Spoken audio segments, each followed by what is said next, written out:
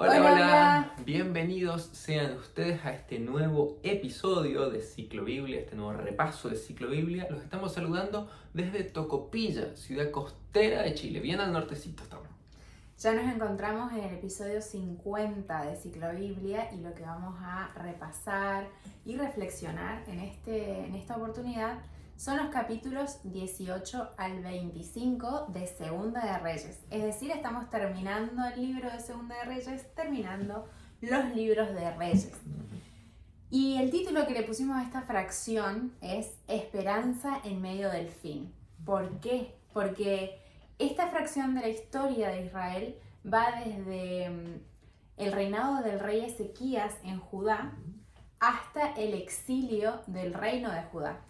Recordemos que durante el reinado de este rey Ezequías fue el exilio del reino del norte o de Israel. Y en esta parte final de la historia del reino de Judá podemos ver que todavía la esperanza, a pesar de que llega el fin para este reino, sigue viva la llama. ¿Y por qué?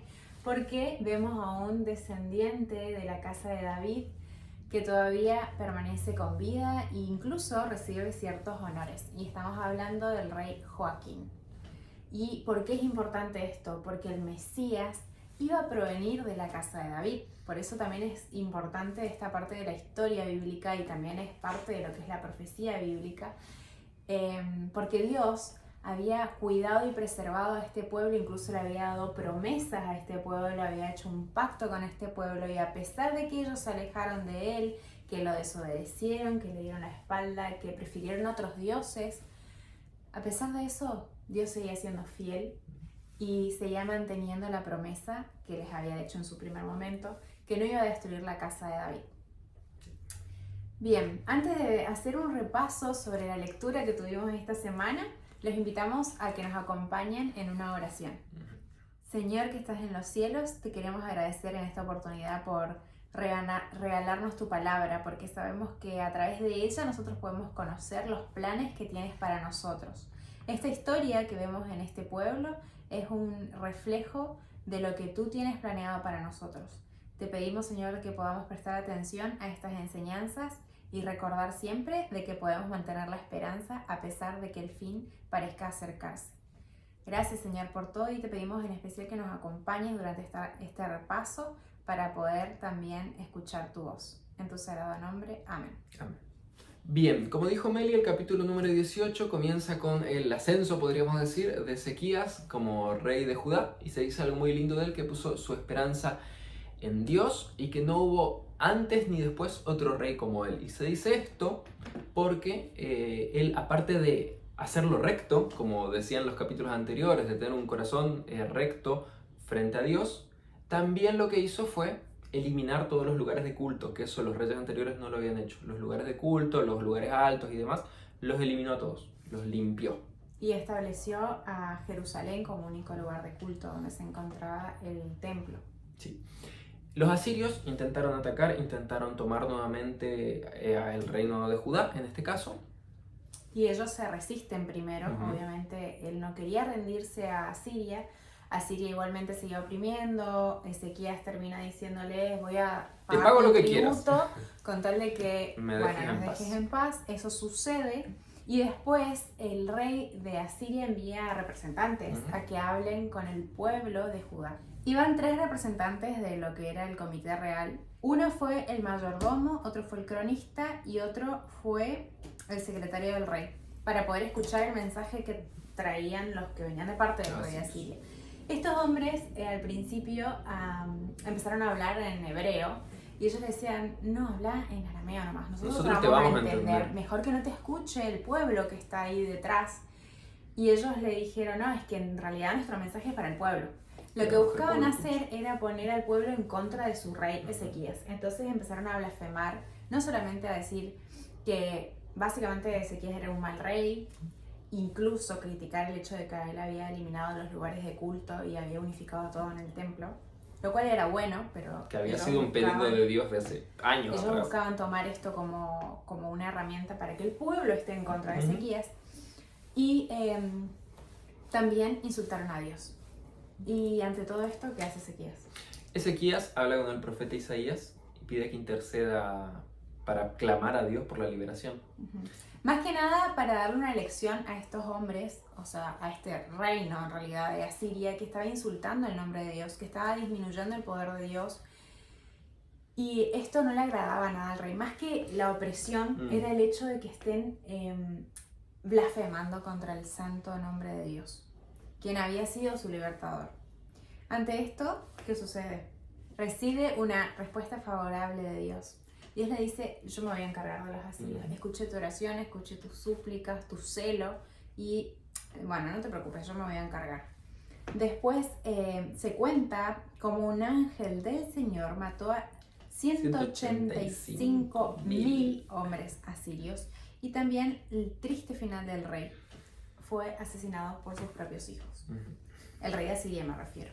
En el capítulo 20, Ezequías está enfermo, muy enfermo, se le avisa que va a morir, recibe esa noticia y él se pone triste y clama a Dios, clama para tener más vida, para tener salud por más tiempo y le dice, bueno, vas a tener más salud y Ezequías le dice, esta parte es muy interesante, le dice, dame una señal de que esto se va a cumplir y él le dice, o sea, y por medio de un profeta Dios le dice, bueno, la sombra de tu reloj de sol va a retroceder 10 grados. En realidad le dijo a Ezequías que él decida si quería que avanzara o que retrocediera.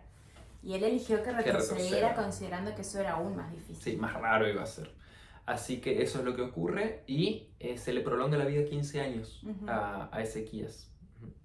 Dios le regaló 15 años más de vida y de salud para estar al frente del pueblo de Judá. Después vemos un encuentro de Ezequías con el rey babilónico en el que le muestra todos sus tesoros y el profeta Isaías preguntándole a Ezequías, ¿qué mostraste a los extranjeros? Y le mostré todo lo que tengo en casa. ¿Por qué es importante esta historia, o al menos lo que queremos destacar? Es la confianza de Ezequías estaba puesta en su potencial económico, podríamos decir, y lo valioso para él era mostrarle los tesoros de su reino. En lugar de decir, todavía estoy vivo, yo debería estar muerto, pero gracias a Dios Él me prolongó la vida. En lugar de decir, mi mayor riqueza y lo que quiero que vos puedas conocer es el Dios que yo tengo, el Dios al que yo adoro, el Dios que me protege y el Dios que me prolongó la vida, porque me escuchó mi súplica. Pero en lugar de hacer eso, Ezequías no aprovechó esta oportunidad de evangelizar, podríamos decir, a este rey de Babilonia. Después se nos cuenta la muerte de Ezequías y que sube en su lugar Manasés. Con 12 años toma el reino y reina 55 años en Jerusalén. Pero acá, de nuevo, volvemos a lo que ocurría mayormente en el reinado de Israel. Hizo lo malo ante los ojos del Señor.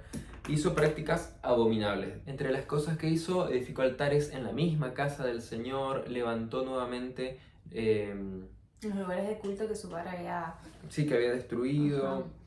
Dice, hasta hizo pasar por fuego a sus hijos, menciona eso, practicó la adivinación, adoró a los astros. O sea, todo lo bien que había hecho su padre fue lo malo que hizo ahora Manasés. Una curiosidad que por ahí nos dimos cuenta es que probablemente si Dios no hubiese respondido el pedido de Ezequías al extender su vida, probablemente Manasés no hubiese nacido. Sí, porque él empieza a reinar con 12 años, entendemos que Ezequías ya habría muerto y a Ezequías se le había prolongado 15 años la vida. Dato curioso. Sí. Bueno, su hijo Amón, quien sube después de él, sigue los mismos pasos que su padre. Sigue diciendo la Biblia que hizo lo malo ante los ojos del Señor como había hecho su padre. Lo triste es que a él lo asesinaron. Sí, sus mismos servidores conspiraron contra él y lo mataron. Sube su hijo Josías y ahí tenemos a un rey que sí vuelve a hacer lo recto ante los ojos de Dios. Incluso lo destacado en su historia, por lo menos en Reyes, es que él es el rey que encuentra, o durante su reinado se encuentra, la ley. Acá Josías hace algo similar a lo que hizo Joás varios reinados atrás en Judá, es que pone su foco en restaurar el templo de Dios. Paga a carpinteros, paga a albañiles, a constructores y demás para volver a dejarlo lindo y digno al templo de Dios que había sido vapuleado por las prácticas de Manasés y su hijo. Entonces acá en esta restauración el sumo sacerdote dice que encuentra, le comenta a Josías que encuentra el libro de la ley, que probablemente podemos inferir que este sacerdote o que algún sacerdote anterior lo habría guardado, lo habría escondido de Manasés, que lo más probable es que lo hubiera querido destruir, a este libro de la ley. Sí, porque probablemente también Manasés no hizo fácil la vida de los verdaderos adoradores de Dios durante su reinado. Y otra cosa que nos llamó la atención es la sorpresa del rey cuando lee este libro. No solamente se lo llevan y se lo muestran, sino que él se lo lee todito y se rasga las vestiduras porque se da cuenta de que habían fallado en muchas partes de la ley. Y lo que nos llamaba la atención era por qué el desconocimiento, porque recién cuando pudo leerlo es como que recapituló y dijo, no estuvimos haciendo lo correcto. Y probablemente esto se debía a la oscuridad que hubo durante los 50 años, 52 55, creo, reinados de Manasés, más los años que reinó su hijo Amón. Entonces probablemente el pueblo se encontraba bastante... en deserción, podríamos decir. Sí, en desconocimiento de la ley. Sí. Entonces lo que hace este rey Josías es una reforma. Que eso continúa en el capítulo 23. Celebra también la Pascua, se habla también de la devoción de Josías. Volvió a destruir los altares que se habían hecho en Betel y los lugares altos que había, al igual que su bisabuelo sería. Y eliminó a los brujos y adivinos, ídolos, etc. Y bueno, vemos también el anuncio de la muerte de Josías y su sucesor, que sería Joacás.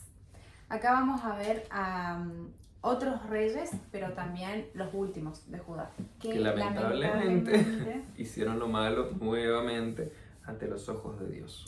Tenemos a Joacás, que reinó por 3 meses. Y fue el rey, digamos, faraón en realidad, de Egipto, quien dice, no, vos no sos el legítimo heredero al trono, y lo puso a Joacim, que vendría a ser el hermano. O sea, ya tenemos acá 2 hijos del rey Josías. Este Joacim reina por 11 años. Después asume su hijo Joaquín, del que hablamos al principio. Joaquín lamentablemente solamente reina 3 meses.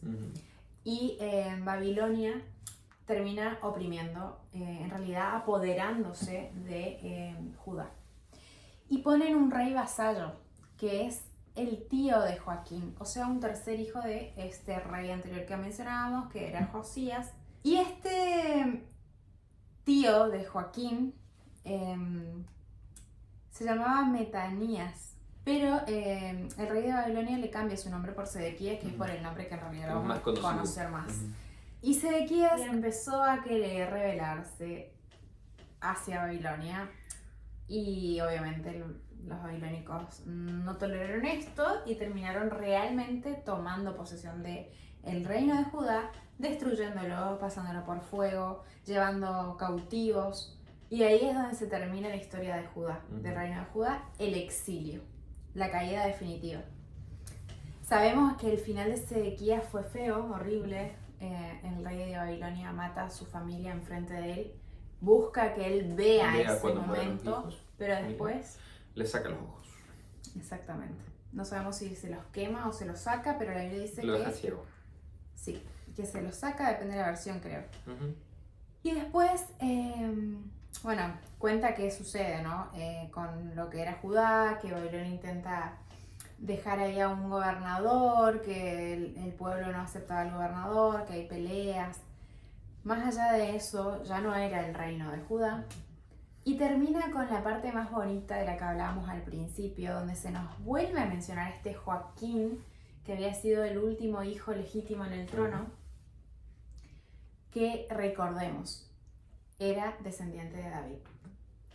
A diferencia del reinado de Israel, en Judá siempre reinaron reyes de la casa de David, como Dios ya se lo había prometido a David en 2 de Samuel 7. Y esto es una promesa también para lo que era el pueblo en su momento y para nosotros hoy en día, porque sabemos, como dijimos al principio, que era importante la protección del linaje de David, porque de ese linaje va a venir el Salvador del mundo. Cristo. Y vemos cómo él termina con honores porque termina siendo sustentado por el mismo rey. Esa es entonces la experiencia mesiánica que tenemos en Segunda de Reyes. Y si bien el juicio sobre Judá se ejecutó y se cumplió porque, bueno, se alejaron de los caminos de Dios, había juicios que se tenían que ejecutar y, bueno, Judá fue llevado cautivo, vemos lo bonito, como el puntito ahí brillando del cumplimiento de la promesa y la esperanza justamente en medio del final de Judá. ¿Cuál fue tu parte favorita de estos capítulos? Me gusta cuando encuentran la palabra, la leen y de todo corazón dicen, no, tenemos que hacer las cosas bien. O sea, como que se indignan por cómo habían estado viviendo, quizá en el desconocimiento. Pero una vez que tienen la palabra, que tienen el libro, que tienen la ley, que tienen la Biblia, como nosotros hoy, buscaron hacer lo bueno. Buscaron hacer lo que sea acorde a lo que sea bueno a los ojos de Dios. Que eso es lo que por ahí deberíamos buscar nosotros hacer hoy también. ¿Y el de tuya? Me gusta ver cómo había opresión desde los asirios, en este caso, al principio. Y así todo, Ezequías no deja de consultar y hablar y pedir a Dios que Él pueda resolver la situación. Porque muchas veces pueden llegar cosas difíciles a nuestra vida y tendemos a criticar a Dios, culpar a Dios, olvidarnos de Dios, negar su existencia incluso, pero en lugar de desmerecer el poder de Dios ante una dificultad, Él recurrió a Dios. Y esto me gusta porque es algo que nosotros también tenemos que aplicar. Porque más allá de que el problema se resuelva o no, tenemos que confiar en que los planes de Dios siempre son el mejor camino para nuestra vida. Porque probablemente muchas cosas no entendamos y recordemos, estamos en un mundo donde existe el conflicto entre el bien y el mal, donde Dios está dando a revelar al mundo no solo su amor, sino también su justicia para que todos podamos ser testigos de eso y podamos tomar una decisión consciente. Entonces hay cosas que van a suceder y no van a ser bonitas hasta que podamos ver realmente la restauración. Por eso siempre digo, ¿no? La historia del pueblo de Israel es como un preámbulo de lo que va a suceder con la historia del mundo. Y así como a pesar de que vino el fin, había esperanza después, nosotros sabemos que eso es así también para nosotros, que confiamos que hay un mundo mejor esperándonos. Bien, ahora cuéntenos ustedes cuál fue la parte que más les gustó, pueden escribir ahí abajo, o lo que no entendieron, lo que les llamó la atención, etcétera, lo pueden escribir ahí, los vamos a estar leyendo. Y bueno, de esta manera cerramos los libros de Reyes. Quizá en Crónicas no vamos a avanzar tanto cronológicamente, pero sí vamos a volver sobre esta historia que estuvimos comentando, pero en más detalle. Así que no se pierdan, no se pierdan de leer estos capítulos, que yo creo que van a estar muy buenos porque nos van a traer mucha luz sobre eventos que hasta ahora los leímos un poquito por arriba, digamos, en este listado de los Reyes. Gracias por quedarse hasta acá y nos vemos en el siguiente video. Chao, chao. Chao, chao.